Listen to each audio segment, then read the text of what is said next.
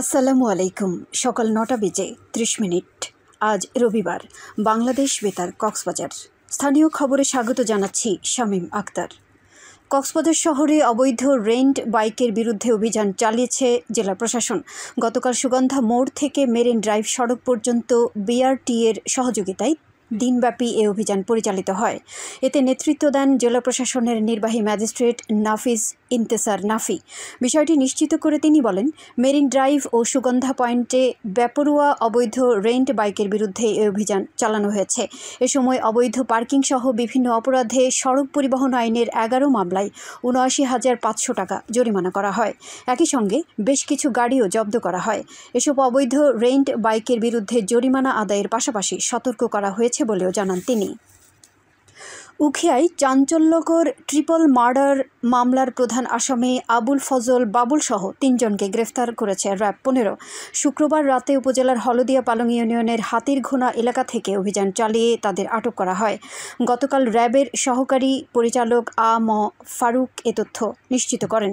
আটকরা হলো হত্যা মামলার প্রধান আসামি আবুল ফজল বাবুল, মাহমুদুল হক ও মোহাম্মদ রায়হান। উল্লেখ্য, গত ৬ এপ্রিল রবিবার উখিয়ার কুতুপালংয়ের পশ্চিমপাড়া এলাকায় সীমানা বিরোধের জের ধরে আপন চাচাতো ভাই বোনদের মধ্যে সংঘর্ষের ঘটনায় ৪ জনের মৃত্যু হয়। এ ঘটনায় উখিয়া থানায় পৃথক ২টি হত্যা মামলা রুজু হয় বলে জানান উখিয়া থানার অফিসার ইনচার্জ মোহাম্মদ আরিফ হোসেন। স্থানীয় তরুণদের অংশগ্রহণে কুতুবদিয়ায় টেকসই বেড়িবাঁধ নির্মাণের দাবিতে অভিনব প্রতিবাদ অনুষ্ঠিত হয়েছে। হোক প্রতিবাদ, মুক্তি চাই, টেকসই বেড়িবাঁধ চাই, বুকে পিঠে এ স্লোগান লিখে গতকাল বিকেলে কুতুবদিয়ার ছাত্র, তরুণ ও যুব সমাজের একটি অংশ বর্ঘ সমুদ্র পাড়ে এ প্রতিবাদের আয়োজন করে। এ সময় তারা বলেন, ৬০ বর্গ কিলোমিটারের কুতুবদিয়া বিলীন হতে হতে বর্তমানে ১৭ বর্গ কিলোমিটারে এসেছে। টেকসই বেড়িবাঁধ নির্মাণ না হলে আগামী কয়েক বছরে কুতুবদিয়া সম্পূর্ণ বিলীন হয়ে যাওয়ার আশঙ্কার কথা জানান তারা। চকরিয়ায় অভিযান চালিয়ে পরোয়ানাভুক্ত ৫ পলাতক আসামিকে গ্রেফতার করেছে পুলিশ।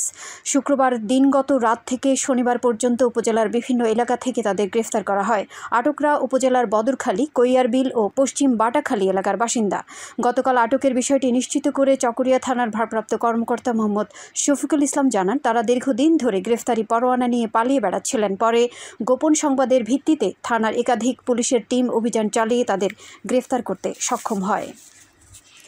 মহেশখালীতে পৃথক ঘটনায় ২ জনের প্রাণহানি হয়েছে। গতকাল উপজেলার বড় মহেশখালী ইউনিয়নের পূর্ব ফকিরাঘোনা এলাকায় ৬ বছরের এক শিশুকে ব্যাটারি চালিত ইজি বাইক চাপা দেয়।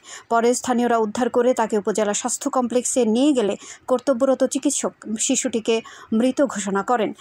নিহত শিশুটি একই এলাকার মোহাম্মদ আলমের ছেলে। অপরদিকে একই দিন দুপুরে উপজেলার ছোট মহেশখালী ইউনিয়নের সিপাহীরপাড়া এলাকায় আম পাড়তে গিয়ে গাছ থেকে পড়ে যায় আবু রায়হান নামে মাদ্রাসা শিক্ষার্থী। পরে তাকে স্থানীয় একটি হাসপাতালে নিয়ে গেলে কর্তব্যরত চিকিৎসক মৃত ঘোষণা করেন। আবু রায়হান স্থানীয় একটি দাখিল মাদ্রাসার ১০ম শ্রেণীর শিক্ষার্থী।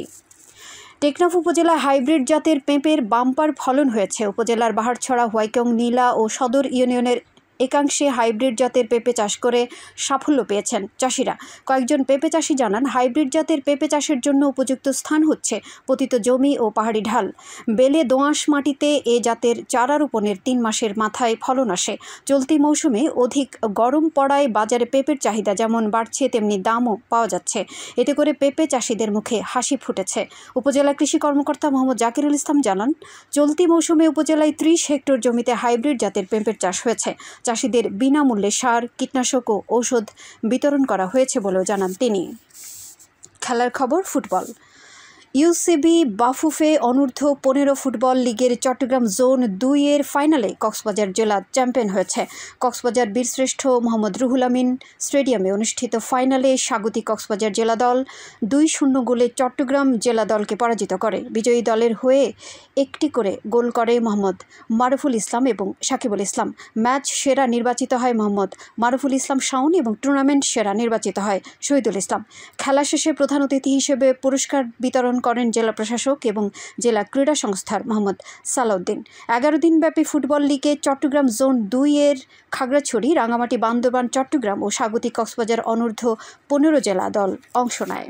আবহাওয়া এখন জানিয়ে দিচ্ছি বাঁকখালী নদীর মোহনা ও সংলগ্ন এলাকার সামুদ্রিক জোয়ার ভাটার সময়সূচি। আজ ভাটা শুরু হবে সকাল ৯টা ৫৮ মিনিটে, চলবে বিকেল ৪টা ৪২ মিনিট পর্যন্ত। সবশেষে পর্যটক বার্তা। পর্যটন নগরী কক্সবাজারে আগত ভ্রমণ পিয়াসুদের সাগরের পানিতে নামার পূর্বে সাবধানতা অবলম্বন করার জন্য অনুরোধ করা হচ্ছে। যারা সাঁতারে দক্ষ নন তাদের পানিতে বেশি দূর যাওয়া উচিত নয়।